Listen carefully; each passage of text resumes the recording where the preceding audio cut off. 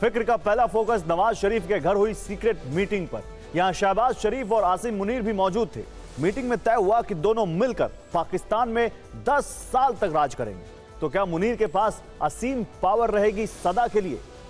फिक्र का दूसरा फोकस भी पाकिस्तान पर। पाकिस्तान के परमाणु जखीरे पर चौंकाने वाली रिपोर्ट आई है। पाकिस्तान में यूरेनियम संवर्धन की रफ्तार कई गुना बढ़ चुकी है। पूरे क्षेत्र के लिए पाकिस्तान अब एक बड़ा खतरा बनता जा रहा है। इसके अलावा फिक्र की वीडियो रिपोर्ट में पहला वीडियो ट्रंप की वसूली डिनर पार्टी का वायरल है, जिसमें टिम कुक से लेकर मार्क जकरबर्ग जैसे दिग्गज उद्योगपति शामिल हुए।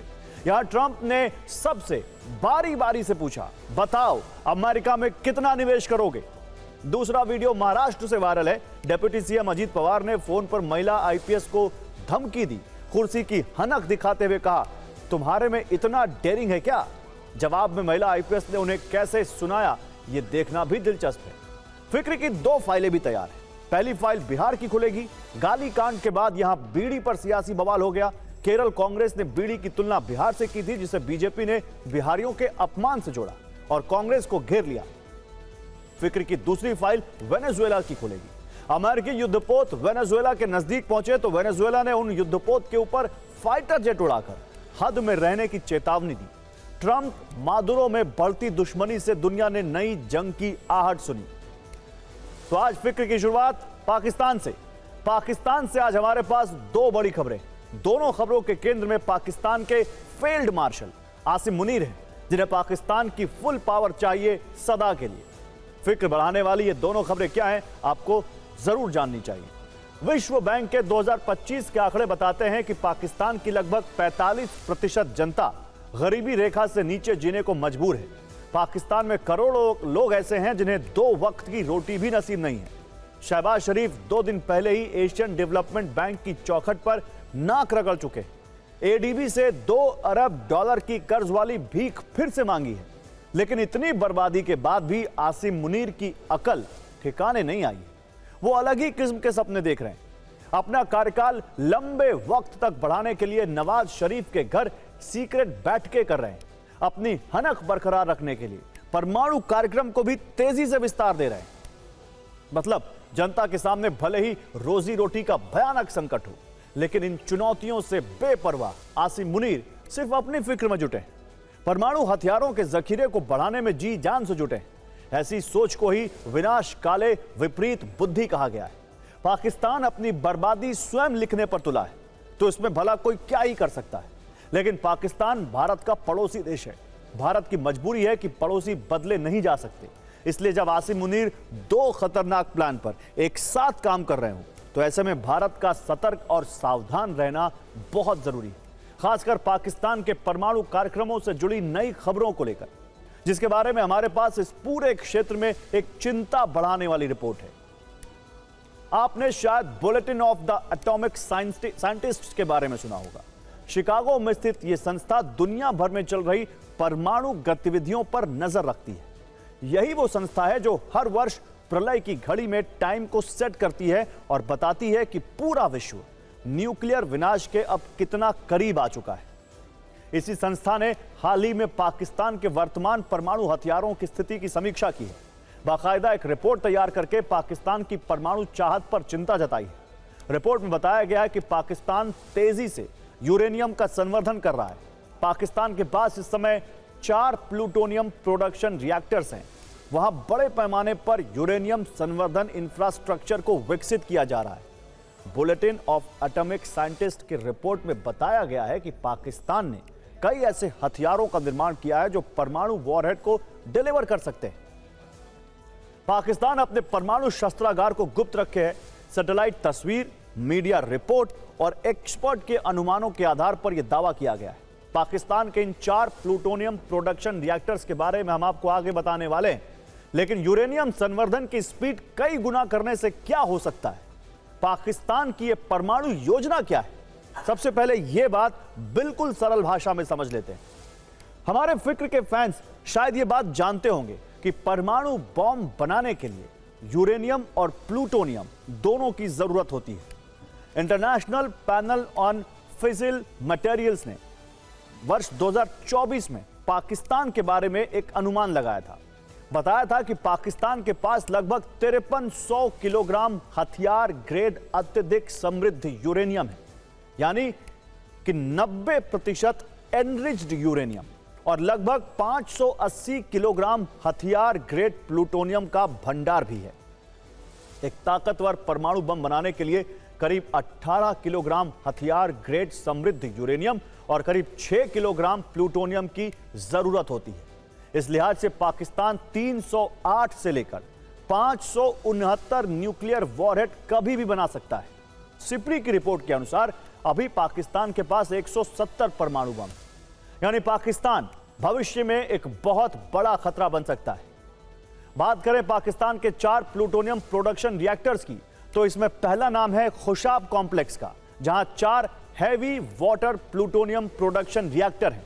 इनमें से 3 पिछले 15 वर्षों में पूरे हुए हैं, जबकि चौथे रिएक्टर में यूरेनियम संवर्धन की पावर बाकी 3 की तुलना में लगभग दोगुनी हो सकती है। दूसरा रिएक्टर है चश्मा कॉम्प्लेक्स, जिसके बारे में डिटेल सार्वजनिक नहीं है। तीसरा रिएक्टर है कहूटा कॉम्प्लेक्स, इस्लामाबाद के पूरब में पड़ता है। कहूटा के यूरेनियम संवर्धन प्लांट में हाई ग्रेड संवर्धित यूरेनियम का प्रोडक्शन होता है। और चौथा रिएक्टर है गढ़वाल, यह इस्लामाबाद के उत्तर में पड़ता है। यहां भी यूरेनियम संवर्धन का काम बड़े पैमाने पर होता है। लेकिन इस नई जानकारी के सामने आने के बाद पाकिस्तान पूरी दुनिया के लिए चुनौती बन चुका है। खासकर अमेरिका को इस बारे में सोचना होगा। अगर पाकिस्तान में परमाणु बमों की संख्या बढ़ गई तो इसका परिणाम भयानक हो सकता है। लेकिन अमेरिका में इस समय ट्रंप सरकार है। ट्रंप को फैमिली बिजनेस बढ़ाना है, पाकिस्तान से डील प्यारी है। ऐसे में वो पाकिस्तान के परमाणु जखीरे पर कितनी नजर रखते होंगे या नजरअंदाज किया होगा, इसका अंदाजा लगा सकते हैं। वो भी तब जब इसी अमेरिका ने ईरान के परमाणु ठिकानों पर इसलिए हमला किया था कि वो परमाणु बम न बना पाए। हालांकि भारत इस नई जानकारी से सावधान है। सीडीएस जनरल अनिल चौहान ने कुछ दिन पहले क्या कहा था, यह भी सुन लेते हैं। हमारे जो दोनों विरोधी प्रतिद्वंदी हैं परमाणु हथियारों से संपन्न हैं, तो ये हमेशा एक चुनौती रहेगी कि किस तरह की हम कन्वेंशनल लड़ाई लड़ें और किस तरह के ऑपरेशन चुनें उनके साथ। तो हमने आसिम मुनीर की परमाणु हथियारों वाली इच्छा डिकोड की। अब आसिम मुनीर की कुर्सी पकड़कर रखने वाली असीम इच्छा भी जान लेते हैं। मुनीर ने फील्ड मार्शल बनते ही वहां के पूरे सिस्टम को हाईजैक कर लिया था। विदेश नीति भी वही तय करने लगे थे। अब वो चाहते हैं कि नया सिस्टम पाकिस्तान में यूं ही चलता रहे। कम से कम अगले 10 साल तक मुनीर पोजीशन से टस से मस ना हो। मुनीर के पास असीम पावर रहे सदा के लिए। असल में पाकिस्तान में एक चर्चा बहुत जोरों पर हो रही है। कहा जा रहा है कि नवाज शरीफ परिवार और आसिम मुनीर ने मिलकर सरकार में बने रहने का 10 वर्षीय प्लान बनाया है। इसके पीछे नवाज शरीफ के निजी फार्म हाउस में हुई एक सीक्रेट बैठक का हवाला दिया जा रहा है। इस बैठक में शहबाज शरीफ, मरियम नवाज और आसिम मुनीर मौजूद थे। यही बैठक के बाद यह फैसला हुआ, तय हुआ कि अगले 10 वर्ष तक नवाज शरीफ परिवार ही सत्ता में रहेगा। उनके ही परिवार से कोई शख्स प्रधानमंत्री की कुर्सी पर बैठेगा। वही आसिम मुनीर 2035 तक फील्ड मार्शल बने रहेंगे, यानी वो एक तरह से सुपर पीएम की भूमिका में रहेंगे। सारे बड़े फैसले मुनीर ही करेंगे। पाकिस्तानी प्रधानमंत्री शहबाज शरीफ के विशेष सहायक राणा सनाउल्लाह के इस एक बयान ने इस चर्चा को और हवा दे दी है। तो पाकिस्तानी फील्ड मार्शल आसिम मुनीर का कार्यकाल नवंबर 2025 में खत्म हो रहा है। लेकिन इस बैठक में शहबाज शरीफ की तरफ से कहा गया कि हम ये चाहते हैं कि सरकार में हमारा ही परिवार रहे। इसके लिए सत्ता के हाइब्रिड मॉडल के तहत काम करते रहेंगे। हम सेना के साथ मिलकर ही सारे फैसले करेंगे। सभी बड़ी नियुक्तियां फील्ड मार्शल से पूछकर ही की जाएंगी। जिसके बाद आसिम मुनीर ने भी अगले 10 वर्ष तक फील्ड मार्शल बने रहने की बात कही और शहबाज को समझाया कि इसके लिए आपकी सरकार को कानूनी बदलाव करने होंगे। इसी बैठक के दौरान आईएसआई चीफ असीम मलिक को भी एक्सटेंशन देने पर सहमति बनी, जो अगले महीने ही रिटायर होने वाले। बैठक के दौरान शहबाज शरीफ ने मुनीर की शर्तों पर सहमति दी। किसी कठपुतली पीएम की तरह कहा, आप जो चाहते हैं वो हो जाएगा। इस दौरान पूर्व प्रधानमंत्री इमरान खान को लेकर भी बात हुई। यह तय हुआ कि इमरान खान को कोई राहत नहीं दी जाएगी। इमरान की पार्टी को अस्थिरता का जिम्मेदार मानकर खत्म करने की कोशिश होगी, जिसके बाद यह माना जा रहा है कि इमरान खान अब जेल से बाहर नहीं आ पाएंगे। अगले 10 वर्षों तक पाकिस्तान में सरकार वैसे ही चलेगी जैसा इस बैठक में तय हुआ।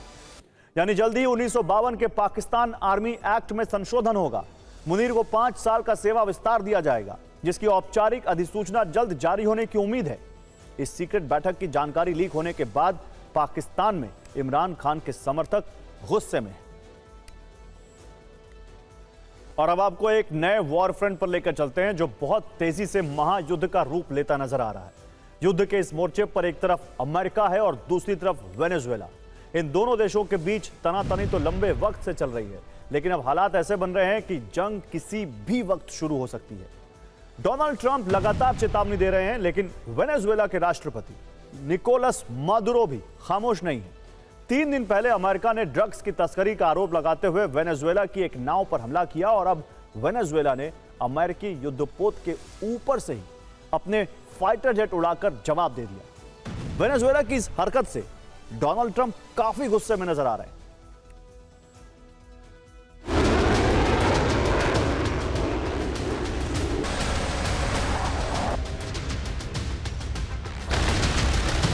कैरेबियन सागर में अमेरिकी नौसेना का ये जमावड़ा एक नए महायुद्ध का संकेत है। ड्रग्स की तस्करी को रोकने के बहाने डोनाल्ड ट्रंप ने इस बेड़े को वहां तैनात किया है, लेकिन वेनेजुएला को ट्रंप की मंशा पर शक है।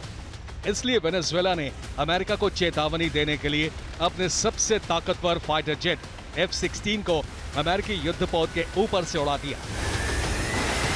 इन तेज और ताकतवर लड़ाकू विमानों ने अमेरिकी guided missile destroyer USS Jason Dunham के ठीक पास से उड़ान भरी, जिस पर अमेरिका ने कड़ी आपत्ति जताई।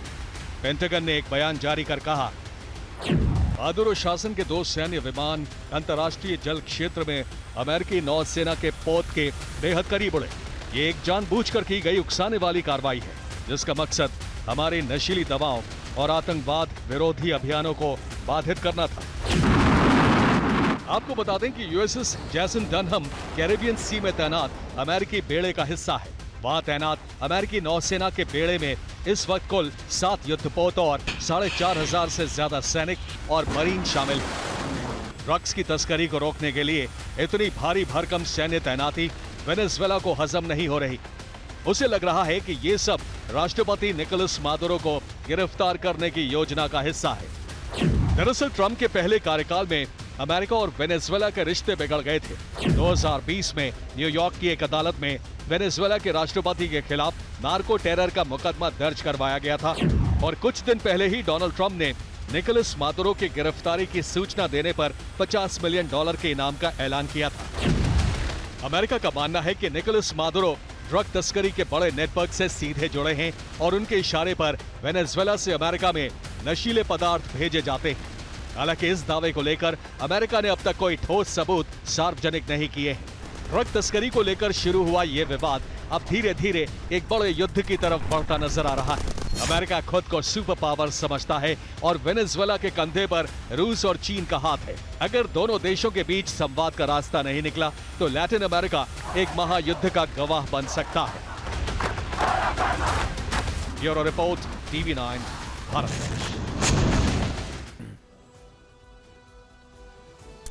और फिक्र में अब आगे बढ़ते हैं और बात करते हैं कल व्हाइट हाउस में ट्रंप की तरफ से रखी गई एक स्पेशल डिनर पार्टी की। ट्रंप की इस डिनर पार्टी में शामिल होने के लिए सिर्फ 2 खास शर्तें थी। एक तो आपकी जेब में अरबों डॉलर होने चाहिए, अरबों डॉलर से आपकी जेब भरी होनी चाहिए और आपके पास तेज दिमाग भी होना चाहिए। इसमें दुनिया भर की कई बड़ी कंपनियों के मालिक और CEO शामिल हुए। आपको एक एक कर सभी से परिचय कराएंगे, लेकिन पहले इस डिनर के बारे में आपको कुछ जरूरी जानकारी दे देते हैं। व्हाइट हाउस के एक अधिकारी के मुताबिक यह डिनर प्रेसिडेंट हाउस के रोज गार्डन में होना था, लेकिन मौसम खराब होने की वजह से यह स्टेट डाइनिंग रूम में किया गया। और फिर इस डिनर पार्टी में जो हुआ वो शायद इससे पहले अमेरिकी इतिहास में कभी नहीं हुआ होगा। एक राष्ट्रपति जब अरबपतियों से बातचीत करता है या फिर अपने देश के बड़े उद्योगपतियों से बात करता है, तो फिर उसका लहजा ना तो बहुत हुक्म चलाने वाला होना चाहिए, ना ही बहुत झुका हुआ, बल्कि उसमें गंभीरता होनी चाहिए, आत्मविश्वास होना चाहिए, शालीनता होनी चाहिए और हल्की सी दोस्ताना गर्माहट होनी चाहिए। लेकिन ट्रंप जब से दूसरी बार राष्ट्रपति बने हैं, लगता है उन्होंने इस तरह के शालीन आचरण से तौबा कर ली। ट्रंप ने डिनर टेबल पर अपनी वसूली की डायरी खोल ली और फिर एक एक उद्योगपति से सवाल करने लगे कि आखिर वो अमेरिका में कितना निवेश करेंगे। इसलिए कई लोग इसे ट्रंप का वसूली डिनर कह रहे हैं। अब ट्रंप ने किस अरबपति से कितना निवेश करने का अंगूठा लगवाया है, इस पर हम आपको फिक्र की एक जरूरी फाइल दिखाएंगे। लेकिन उससे पहले आपके लिए जानना जरूरी है कि ट्रंप की डिनर टेबल पर कौन कौन से उद्योगपति बैठे हुए हैं। ट्रंप के डिनर में अमेरिका के 10 से ज्यादा बिलियनियर शामिल हुए। ये कोई मामूली लोग नहीं हैं। इनमें से कई दुनिया की सबसे बड़ी कंपनियों के मालिक हैं। इनके पास जितनी संपत्ति है उतना दुनिया के कई देशों की अर्थव्यवस्था भी नहीं है। लेकिन उनसे बातचीत के दौरान ट्रंप के अंदाज में शालीनता नजर नहीं आई, बल्कि वो ऐसे बात कर रहे थे जैसे कोई गुंडा हफ्ता वसूली करता है, जैसे कोई वसूली भाई वहां पर बैठा हो। आप भी देखिए ट्रंप की डिनर टेबल पर कौन कौन था। मार्क जकरबर्ग फेसबुक के फाउंडर हैं, 256 बिलियन डॉलर से ज्यादा की संपत्ति के मालिक हैं। दूसरा नाम है बिल गेट्स, फाउंडर माइक्रोसॉफ्ट, संपत्ति लगभग 107 बिलियन डॉलर की। अगला नाम है एप्पल के सीईओ टिम कुक का, इनके पास 2.5 बिलियन डॉलर की संपत्ति है। ट्रंप की डिनर टेबल पर गूगल के सीईओ सुंदर पिचाई भी थे, इनकी संपत्ति लगभग 1.3 बिलियन डॉलर। यहां माइक्रोसॉफ्ट के सीईओ सत्या नडेला भी थे, इनकी संपत्ति भी 1 बिलियन डॉलर से ज्यादा है। यहां ओपन एआई के सीईओ सैम ऑल्टमैन भी थे, जिनके पास करीब 2 बिलियन डॉलर की संपत्ति है। डिनर टेबल पर फाउंडर जेरेड इसाकमैन भी थे, जो कि 1.5 बिलियन डॉलर संपत्ति के मालिक हैं। इसाकमैन ही वो व्यक्ति हैं जिनकी वजह से मस्क और ट्रंप के बीच दूरियां आनी शुरू हुई। इसमें भारतीय मूल के श्याम शंकर भी शामिल हुए, जो कि पैलेंटिड टेक्नोलॉजीज के सीईओ है और इनकी संपत्ति लगभग 1.3 बिलियन डॉलर है। इसमें विवेक राणा डीव भी शामिल हुए, जो कि टिबको सॉफ्टवेयर के फाउंडर हैं और उनकी संपत्ति 700 मिलियन डॉलर से ज्यादा है। अगर सभी की संपत्तियां जोड़ दी जाएं तो ये 400 बिलियन डॉलर से भी ज्यादा हो जाती है। और ऐसा कहा जाता है कि इस बिलियनियर बॉयज क्लब को अब तक डेमोक्रेट्स ही चलाया करते थे, लेकिन अब इसके इंचार्ज डोनाल्ड ट्रंप हैं। जब इतने अमीर लोग ट्रंप की टेबल पर बैठे थे, तभी ट्रंप ने अपना वसूली कार्यक्रम शुरू कर दिया। ट्रंप के इस डिनर की चर्चा पूरी दुनिया में हो रही है। ये जो वीडियो आप देख रहे हैं, आप मार्क जकरबर्ग को ध्यान से देखिए। वो ट्रंप के दाहिनी तरफ बैठे हैं। बाईं ओर मेलानिया ट्रंप के बगल में बैठे हैं बिल गेट्स। और बड़ी बात यह है कि राष्ट्रपति चुनाव में दोनों ने ट्रंप का विरोध किया था और डेमोक्रेट्स को फंडिंग भी दी थी। लेकिन अब ये दोनों ट्रंप के बेहद खास बन गए। गौर करने वाली बात यह है कि इस डिनर में इलॉन मस्क शामिल नहीं हुए, जिन इलॉन मस्क ने करोड़ों रुपए सिर्फ ट्रंप के कैंपेन में, उनके प्रचार में खर्च कर दिए। इस वर्ष की शुरुआत में अकेले इलॉन मस्क की संपत्ति ही 400 बिलियन डॉलर के पार चली गई थी, लेकिन ट्रंप की वजह से उन्होंने अपनी 1/4 संपत्ति गंवा दी। लेकिन ट्रंप अब इलॉन मस्क का नाम तक नहीं लेते और ना ही इस डिनर पार्टी में मस्क को इनवाइट किया, बल्कि जिन अरबपतियों को ट्रंप ने बुलाया उनसे सीधे सवाल किया कि बताइए आप अमेरिका में कितना निवेश करेंगे। कूटनीति को करीब से समझने वाले लोग कह रहे हैं कि ट्रंप की यह भाषा ऐसी नहीं होनी चाहिए, बल्कि उन्हें तो इन अरबपतियों से कहना चाहिए था, आपकी उपलब्धियां काबिले तारीफ हैं, आपकी भूमिका देश के लिए अहम है, आप पैसा कमाने में माहिर हैं, देश के काम आइए, अमेरिका को आपकी बहुत ज्यादा जरूरत है। मागा यानी मेक अमेरिका ग्रेट अगेन के सपने को आप ही पूरा कर सकते हैं। लेकिन ट्रंप ने इसका ठीक उल्टा किया। सभी के सामने बेशर्मी से पूछने लगे कि अमेरिका में कितना पैसा लगाओगे, और वहां बैठे अरबपतियों को मजबूरन इसका जवाब देना पड़ा। मार्क जकरबर्ग ने कहा कि वर्ष 2028 तक वो अमेरिका में 600 बिलियन डॉलर का निवेश करेंगे। टिम कुक ने भी कहा कि 2028 तक 600 बिलियन डॉलर इन्वेस्ट करेंगे। सुंदर पिचाई ने कहा 2 वर्ष में 250 बिलियन डॉलर निवेश करेंगे, जबकि सत्या नडेला को कहना पड़ा कि वो हर वर्ष अमेरिका में 80 बिलियन डॉलर का इन्वेस्टमेंट करेंगे। व्हाइट हाउस के स्टेट डाइनिंग रूम में वसूली वाले इस ड्रामे की चर्चा सोशल मीडिया में भी खूब हुई। लोगों ने इस पर मीम्स बनाए और वहां पहुंचे उद्योगपतियों के दर्द को समझते हुए लिखा, न खाया न पचाया, बस बिल चुकाया। दावत के बहाने दाम वसूले गए, न खाने का स्वाद रहा न जेब का, ऊपर से जलेबी, अंदर से टैक्स की रसीदी। दावत का नाम, हिसाब किताब का काम। आप पहले इस पर फिक्र की रील देखिए, फिर आपको बताएंगे कि ट्रंप ने अपने व्यवहार से किस तरह खुद को सबसे कमजोर राष्ट्रपति साबित कर दिया है। तो एप्पल के फाउंडर टिम कुक से पूछते हैं वो एप्पल के सीईओ से कि भाई बताओ तुम कितना पैसा लगाओगे, तुम कहीं और थे, अब अमेरिका लौट के आ रहे हो तो कितना पैसा लगाओगे। तो टिम कुक कहते हैं 600 बिलियन डॉलर। तो ट्रंप कहते हैं अच्छा हाँ $600 बिलियन तो ठीक है। मतलब इस तरह से बातें हो रही हैं। डोनाल्ड ट्रंप जब से सत्ता में आए हैं कूटनीतिक मोर्चे पर कंफ्यूज हैं। ट्रंप कब क्या कहेंगे कोई भरोसा नहीं। उनकी डिप्लोमेसी में कोई लॉन्ग टर्म विजन है ही नहीं। एक दिन कुछ कहते हैं, दूसरे दिन कुछ और। लेकिन आज डोनाल्ड ट्रंप ने सोशल मीडिया के अपने प्लेटफॉर्म ट्रुथ सोशल पर एक पोस्ट किया जिससे कंफ्यूजन की मात्रा थोड़ी बढ़ गई है। डोनाल्ड ट्रंप ने लिखा, हमने भारत और रूस को चीन के हाथों खो दिया। अब सवाल यह है कि ट्रंप ने ऐसा लिखा क्यों? यह ट्रंप का डर है या फिर कोई नया ड्रामा है? भारत से संबंध बिगड़ने का पश्चाताप है या रूस चीन भारत के बदलते समीकरणों से उनकी ईर्ष्या है? ट्रंप ने एक तस्वीर पोस्ट की जिसमें प्रधानमंत्री नरेंद्र मोदी, रूस के राष्ट्रपति व्लादिमीर पुतिन और चीन के राष्ट्रपति शी जिनपिंग साथ में दिखाई दे रहे हैं। इस तस्वीर के साथ उन्होंने लिखा है, लगता है कि हमने भारत और रूस को दुष्ट चीन के हाथों खो दिया है। सवाल है कि आखिर ट्रंप कहना क्या चाहते हैं?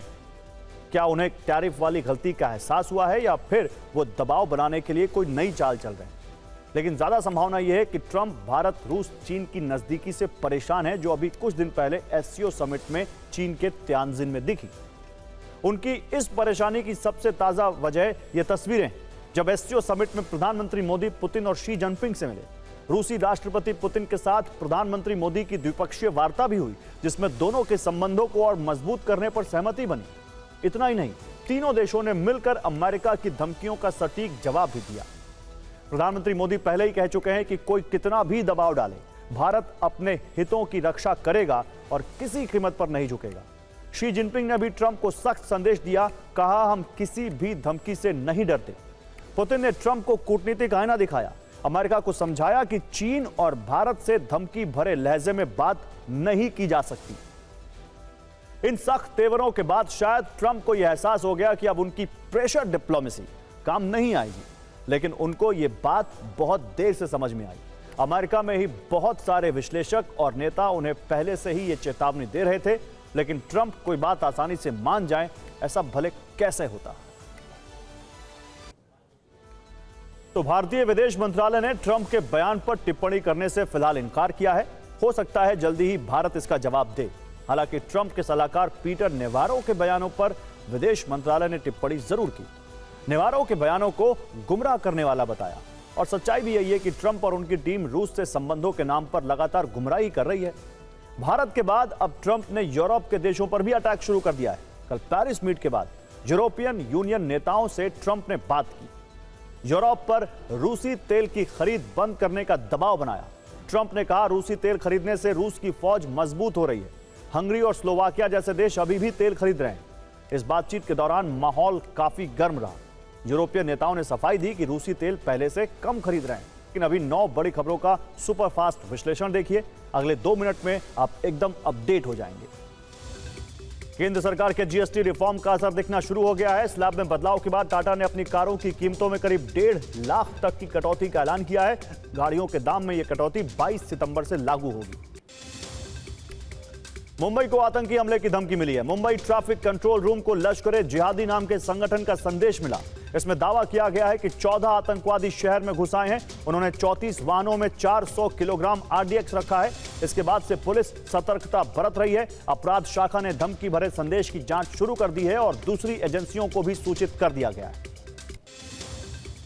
नीतीश कटारा हत्याकांड में सजा काट रहे विकास यादव ने पैरोल पर जेल से बाहर आने के बाद शादी कर ली। विकास यादव यूपी के पूर्व मंत्री डीपी यादव का बेटा है। 2002 में नीतीश कटारा के अपहरण और हत्या के मामले में अदालत ने विकास यादव और उसके चचेरे भाई विशाल यादव को दोषी ठहराया था। विकास यादव को 25 साल की सजा हुई थी, जिसमें वो करीब 23 साल की सजा काट चुका है। अभिनेत्री शिल्पा शेट्टी और उनके पति राज कुंद्रा की मुश्किलें बढ़ गई हैं। उनके खिलाफ लुकआउट नोटिस जारी किया गया है। ये नोटिस मुंबई पुलिस ने जारी किया है। मुंबई पुलिस के अनुसार ये कार्रवाई 60 करोड़ 48 लाख रुपए की धोखाधड़ी के मामले में की गई है। राज कुंद्रा और शिल्पा शेट्टी के खिलाफ दर्ज हुए मामले की जांच मुंबई पुलिस की आर्थिक अपराध शाखा कर रही है।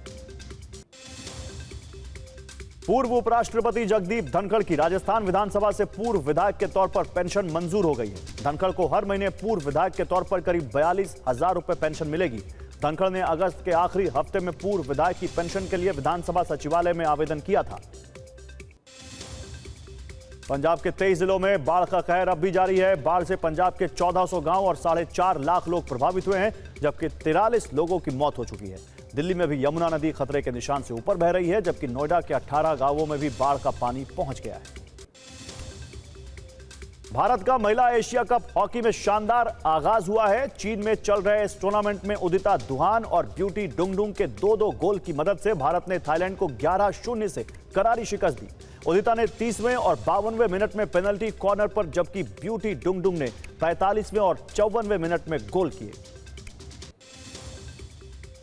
नेपाल ने फेसबुक, इंस्टाग्राम, यूट्यूब समेत 26 सोशल मीडिया साइट्स पर बैन लगा दिया है। इन प्लेटफॉर्म्स ने नेपाल के संचार और सूचना प्रौद्योगिकी मंत्रालय में रजिस्ट्रेशन नहीं कराया था। मंत्रालय ने 28 अगस्त से 7 दिन की समय सीमा दी थी, जो बुधवार रात को खत्म हो गई। टिकटॉक, वाइबर, विटक, निम्बस और पोपो लाइव ने पंजीकरण कर लिया है, जबकि टेलीग्राम और ग्लोबल डायरी की मंजूरी प्रक्रिया चल रही है। अफगानिस्तान में आज फिर भूकंप के 2 तेज झटके महसूस किए गए। भूकंप का पहला झटका सुबह 7 बजे और दूसरा झटका 7:46 पर महसूस किया गया।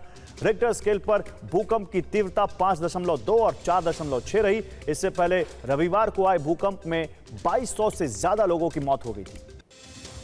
और अब आपको जम्मू कश्मीर लेकर चलते हैं। ईद ए मिलाद पर हमारे पास यहां से राज्य की फिक्र बढ़ाने वाला एक वीडियो आया है। सबसे पहले आप ये मंजर देखिए। ये श्रीनगर में हजरत बल दरगाह है।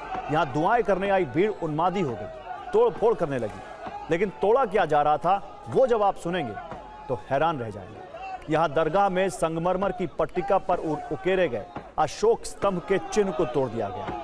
हजरत बल दरगाह से यह वीडियो अब देश में वायरल है।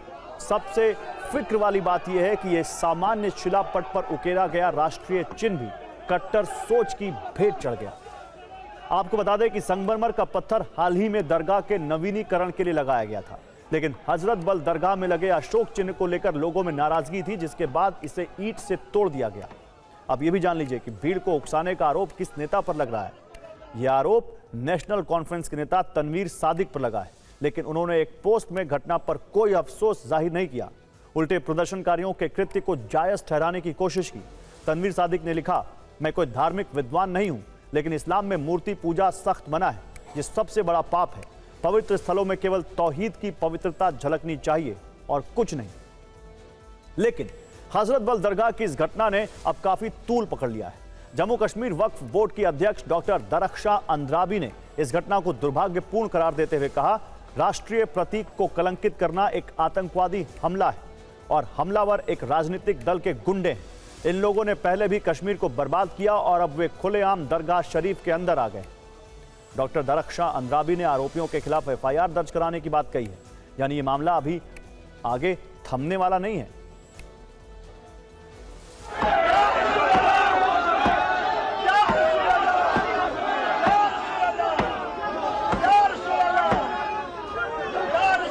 यही वो जगह है जहाँ पे जो था नेशनल एम्बलम लगाया गया था और इसको जो है कुछ नमाजियों ने जो यहाँ पे नमाज पढ़ने के लिए आए थे, यहाँ पे आप देख सकते हैं किस तरीके से अभी भी महिलाएं जो है वो विरोध प्रदर्शन कर रही है। और यहाँ पे आप देख सकते हैं कि किस तरीके से उग्र भीड़ है यहाँ पे और पुलिस जो है कोशिश कर रही है लोगों को शांत करने की। और महिलाएं विशेषकर एक अच्छी खासी संख्या यहाँ पे महिलाओं की जो है वो प्रोटेस्ट कर रही है। जो ये लोग हैं ये किसी पॉलिटिकल पार्टी के साथ मुंसलिक हैं, ऐसे तो किसी को प्रॉब्लम नहीं हुई। ये एक सोची समझी चाल है, क्योंकि ये चाहते ही नहीं। आप जानते हैं जब इलेक्शन में इनका पहला एजेंडा था, आप सब जानते हैं, वक्फ बोर्ड, तो वक्फ बोर्ड हाथ में नहीं आया। आज दरगाह में जब पूरी तरह से पूरे एशिया में आज दरगाह शरीफ के चर्चे हैं, वो बर्दाश्त ही नहीं हुआ। उसका सिला आपके सामने है। हमारे जो तौहीद है उसके ऊपर हम किसी भी रिलीजियस प्लेसेस पे कोई भी स्कल्पचर नहीं रख सकते हैं। इतनी तो उनको समझ होनी चाहिए। अगर उनको नहीं तो उनके जो बाकी लोग हैं उनको समझ आनी चाहिए। इसके बरक्स कि वो माफ़ी मांगे लोगों से और कुछ उसमें अपने आप को कुछ लोगों के सामने लाके माफ़ी वो एफआईआर करवाना चाहती हैं हम उन बच्चों पे। ये रिलीजियस सेंटिमेंट है और किसी भी रिलीजियस सेंटिमेंट्स को अगर हर्ट करना है वो गलत बात है। और अब हम आपको जो बताने जा रहे हैं उसे सुनकर आप सोचेंगे, आखिर अशोक चिन्ह राष्ट्र के निशान और देश के गौरव के प्रतीक से आखिर कोई इतनी नफरत कैसे कर सकता है। अशोक चिन्ह भारत की पहचान और गरिमा का प्रतीक है। इसे सम्राट अशोक द्वारा स्थापित सारनाथ के सिंह स्तंभ से लिया गया है। इसमें 4 शेर हैं जो साहस, शक्ति, गर्व और आत्मविश्वास का प्रतीक है। नीचे बना धर्म चक्र न्याय और धर्म निष्ठा का संदेश देता है। बैल, घोड़ा, हाथी और सिंह जीवन के हर दौर में गतिशीलता का प्रतीक है। इसे 26 जनवरी 1950 को भारत के राज चिन्ह के रूप में अपनाया गया था और इसका संदेश है सत्ता का प्रयोग धर्म और सत्य के मार्ग पर होना चाहिए। इसीलिए इसे राष्ट्रीय गौरव का प्रतीक माना जाता है। लेकिन सोचिए, कुछ लोगों ने देश के इस प्रतीक में भी धर्म देख लिया और ऐसी नफरत हैरान करती है। सच ये है कि इसमें कोई धर्म वाला एंगल नहीं है। ये राष्ट्र का निशान है, फिर भी इसे तोड़ने के लिए एक दरगाह पर विशेष समुदाय के लोग टूट पड़े। चलिए अब फिक्र की पॉलिटिकल फाइल खोलते हैं। मंत्री और नेता अफसरों से कैसे पेश आते हैं, कैसा व्यवहार करते हैं, कैसे धमकी देते हैं, डांटते हैं, गैर कानूनी काम के लिए किस तरह दबाव बनाया जाता है, हड़काया जाता है, फटकारा जाता है, इसका एक वीडियो सबूत महाराष्ट्र से आया है। इस वायरल वीडियो का सीन बिल्कुल किसी फिल्मी प्लॉट की तरह है। ऐसे पावरफुल डायलॉग्स भी आप फिल्मों में सुनते होंगे, लेकिन हम जो सीन आपको दिखा रहे हैं वो फिल्मी नहीं, रियल है। जिसमें एक तरफ थे डिप्टी सीएम अजीत दादा पवार और दूसरी तरफ महिला आईपीएस अधिकारी अंजना कृष्णा। वीडियो में अजीत पवार सोलापुर जिले की डीएसपी अंजना कृष्णा को डांटते नजर आए। वो ये कहते सुने गए कि आपकी इतनी डेयरिंग यानी हिम्मत कैसे हुई, मैं डेप्यूटी चीफ मिनिस्टर हूं। इस पर महिला डीएसपी ने कहा, सर आप एक काम कीजिए, मेरे फोन पर डायरेक्ट कॉल कीजिए। यह उस वायरल संवाद का छोटा सा हिस्सा है। आपको पूरा वीडियो दिखाते हैं जिसमें आपको अजीत पवार का दादा वाला अंदाज दिखेगा। और वैसे भी अपने समर्थकों के लिए अजीत दादा पवार हैं। मैं डिप्टी चीफ मिनिस्टर आपके साथ बोल रहा हूँ। मैं आपको आदेश देता हूँ कि वो रुकवाओ और आप जाओ और तहसीलदार को बताओ कि अजीत पवार जी का फोन आया था। डिप्टी चीफ मिनिस्टर ने मुझे कहा ये सब रुकवाने के लिए, क्योंकि अभी मुंबई में जरा मुंबई का माहौल एकदम खराब हुआ है, उसको अपने को प्राधान्य देना है। मेरा नाम बताओ उनको। सर वो मुझे आप एक काम कीजिए, आप मुझे मेरे फोन में मतलब डायरेक्ट कॉल कीजिए ना। एक मिनट, मैं तेरे ऊपर एक्शन लूंगा। अभी मैं खुद आपके साथ बोल रहा हूँ कि आप मुझे डायरेक्ट कॉल बताती हो। सर मुझे कैसे पता है आप सर समझ रही है सर, जो आप बोल रही है समझ रही है, पर मुझे मुझे देखना है ना, मेरा नंबर दे दो या व्हाट्सएप कॉल करो। ठीक है सर, मैं यहाँ से बोल देता हूँ। ठीक है सर, मेरा चेहरा तो आपको समझ में आएगा ना। ठीक है सर। इतना आपको डेयरिंग हुआ है क्या? सर मेरे को कार्रवाई जो किया है मुझे कैसे पता है सर? सर मुझे पता नहीं है ना सर, मैं सिर्फ यही बोल रही। मैं डिप्टी चीफ मिनिस्टर। सर समझ रही है वो आप बोल रही है जो दे दो मुझे, मैं डायरेक्ट आपको देता हूँ। और इस घटना के बाद सोलापुर के डीएसपी अंजना कृष्णा को लेडी सिंघम कहा जाने लगा है। मामला 1 सितंबर का है। महिला आईपीएस अफसर को कुरडू गांव में सड़क बनाने के लिए अवैध तरीके से बजरी खनन की शिकायत मिली। इस शिकायत पर अंजना कृष्णा पुलिस बल के साथ कार्रवाई करने पहुंची। इसी दौरान ग्रामीणों के साथ पुलिस की बहस होने लगी। गांव वालों का आरोप है कि डीएसपी के सुरक्षा गार्ड ने बंदूक तान दी और एक कर्मचारी ने हॉकी स्टिक उठा ली। इसी पर बात बिगड़ गई। माहौल गर्माता देख एनसीपी के एक कार्यकर्ता ने अजीत पवार को फोन मिला दिया। अंजना कृष्णा से उनकी बात करवाई, जिसमें अजीत पवार ने कार्रवाई रोकने के लिए कहा और महिला अफसर से उलझ गए। अब यह जांच का विषय है कि वहां किस तरह का गैर कानूनी काम चल रहा था, क्या माहौल था, किसके किससे क्या कनेक्शन है। लेकिन इस वीडियो ने विपक्ष को बैठे बिठाए मौका दे दिया है। नेताओं ने सरकार की तरफ आरोपों की फायरिंग शुरू कर दी है। इसे महिला के सुरक्षा और सम्मान से जोड़ा जा रहा है। वीडियो पर हंगामा मचा तो सोशल मीडिया पर पोस्ट लिखकर अजीत पवार ने सफाई दी। मराठी में उन्होंने पोस्ट लिखा, जिसका मैं आपको हिंदी तर्जुमा यहां बताता हूं। उन्होंने लिखा, मैं ये स्पष्ट करना चाहता हूं कि मेरा इरादा कानून के काम में दखल देने का नहीं था, बल्कि ये सुनिश्चित करना था कि वहां स्थिति शांत रहे और आगे ना बिगड़े। मैं अपने पुलिस बल और उन महिला अधिकारियों का बहुत सम्मान करता हूं जो साहस और ईमानदारी से अपना कर्तव्य निभा रहे हैं। आगे वो कहते हैं कि मैं हर अवैध गतिविधि के खिलाफ कानून के अनुसार सख्त कार्रवाई करने के लिए प्रतिबद्ध हूं। अजीत पवार के करीबी प्रफुल्ल पटेल ने उनका बचाव किया। प्रफुल्ल पटेल ने कहा कि अजीत पवार संस्थाओं और अधिकारियों का सम्मान करते हैं। उनके शब्दों का गलत अर्थ निकाला गया। पूरी पार्टी इस मामले में अजीत पवार के साथ खड़ी। वही विपक्ष कह रहा है कि अजीत पवार ने महिला आईपीएस अधिकारी पर गैर कानूनी काम करने का दबाव डाला। अजीत के चाचा शरद पवार की बेटी सुप्रिया सुले ने लिखा है कि महिला अधिकारी को धमकी देना संविधान का उल्लंघन है, इस मामले में आवश्यक कार्रवाई होनी चाहिए।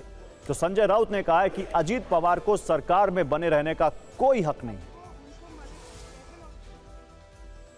मिनिस्टर आपके साथ बोल रहा हूँ, इतना आपको डेयरिंग हुआ है क्या? डिप्टी सीएम अजीत पवार ने उनको फोन पर धमकाया और उनको कहा याद रखना वो काम करने वाले जो है गैर कानूनी वो मेरे पार्टी के लोग हैं, आपको उनको प्रोटेक्शन देना पड़ेगा। और वो महिला अधिकारी बोल रही है सर ये गैर कानूनी काम है, मैं नहीं कर सकती।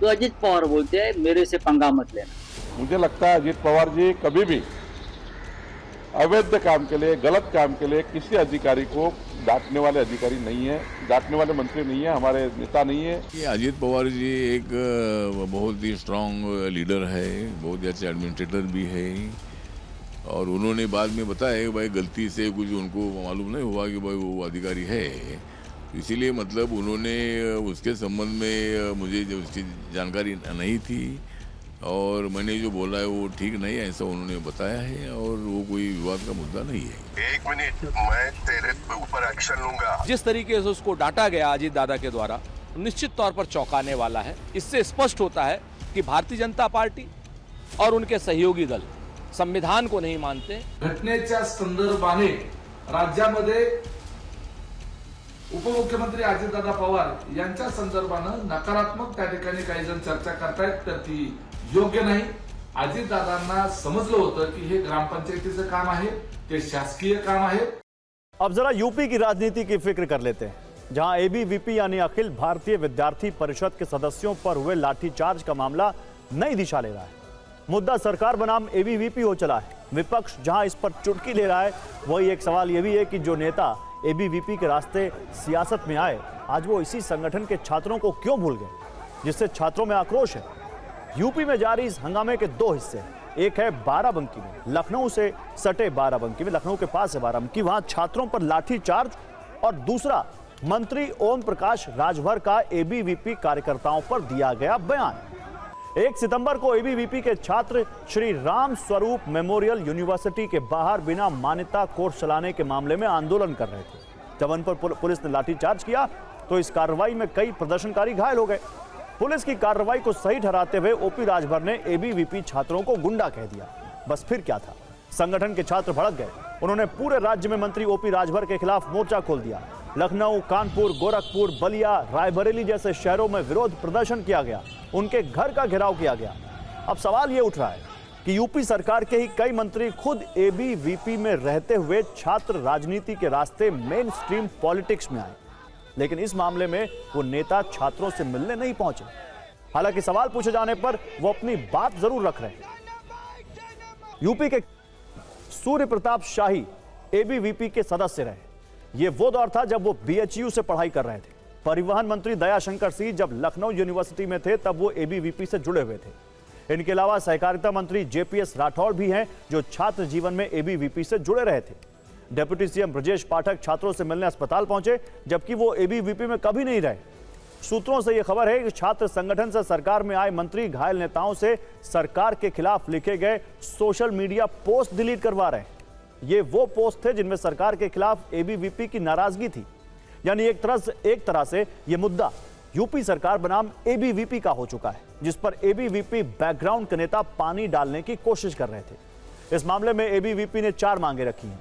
सरकार को 48 घंटे का समय दिया है, जिसकी मियाद कल खत्म हो रही है। छात्रों ने मांगे पूरी ना होने पर पूरे प्रदेश में एक बड़े आंदोलन की चेतावनी दी। उनकी पहली मांग यह है कि लाठीचार्ज में शामिल पुलिसकर्मियों और बाहरी गुंडों पर मुकदमा दर्ज कर कठोर कार्रवाई की जाए। लॉ कोर्स के अवैध संचालन की उच्च स्तरीय जांच कर जिम्मेदार अधिकारियों को दंडित और विश्वविद्यालय को बंद किया जाए। उच्च शिक्षा परिषद के सचिव द्वारा दर्ज प्राथमिकी के आधार पर विश्वविद्यालय पर कठोर कार्रवाई की जाए। सरकारी भूमि पर यूनिवर्सिटी के अवैध कब्जे को लेकर लगाया गया 28 लाख का जुर्माना वसूला जाए। विश्वविद्यालय प्रशासन अवैध निर्माण पर बुलडोजर चलवाए। ये 4 मांगे। एबीवीपी बीजेपी का ही छात्र संगठन है और राज्य में पार्टी की सरकार है। ऐसे में इस अंदरूनी घमासान पर अखिलेश यादव ने कटाक्ष किया। उन्होंने कहा बीजेपी किसी की सगी नहीं है। राजनीतिक सहयोगी के खिलाफ उनकी आवाज तक पर प्रदर्शन करवा रही है। बीजेपी की दरारवादी सोच अब अपने गुट में भी दरार डाल चुकी है।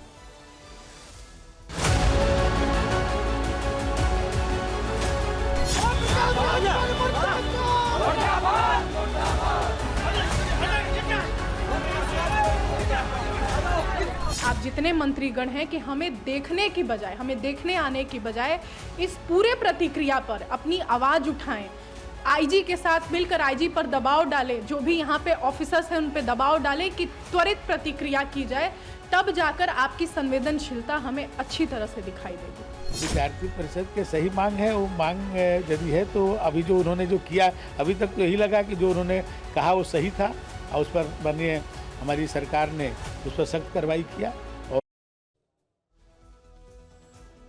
और छात्रों का आक्रोश बढ़ता देख यूपी सरकार पूरी तरह डिफेंसिव मोड में आ गई। आज उच्च शिक्षा मंत्री योगेंद्र उपाध्याय घायल छात्रों से मिलने लखनऊ के केजीएमयू अस्पताल पहुंचे।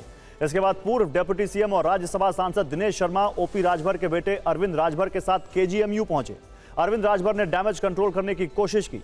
वहीं बाराबंकी में श्री राम स्वरूप यूनिवर्सिटी में हुए लाठीचार्ज के विरोध में आज यूपी के कई शहरों में मशाल यात्रा निकाली गई। इटावा में छात्रों से कार्यकर्ताओं और पदाधिकारियों तक ने इस जुलूस के जरिए शहर में शक्ति प्रदर्शन किया और न्याय की मांग की। असली शान दिखने में नहीं बल्कि याद रहने में।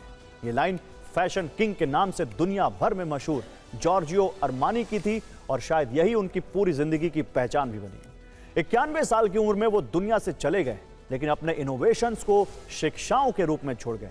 इटली का एक साधारण लड़का था जॉर्जियो अरमानी। उसका सपना था डॉक्टर बनने का। मेडिकल कॉलेज में दाखिला भी लिया, लेकिन मन नहीं लगा तो पढ़ाई अधूरी छोड़ दी। इसके बाद कुछ समय इटली की सेना में काम किया और फिर 1957 में डिपार्टमेंटल स्टोर में कपड़ों के डिस्प्ले को सजाने का काम करने लगा। यहीं से उस लड़के की जिंदगी ने करवट ली और किस्मत ने शोरूम की खिड़कियों से गुजरते हुए उसे फैशन का रास्ता दिखाया।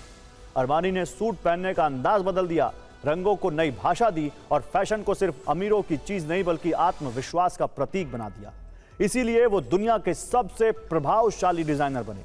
उनके बड़े इनोवेशंस पर एक एक करके गौर कीजिए। पहले सूट का मतलब था भारी, सख्त और थोड़ा असहज कपड़ा। अरमानी ने इसे हल्का, आरामदायक और आसान बना दिया। आज हम जो सॉफ्ट सूट देखते हैं वो उनकी ही देन है।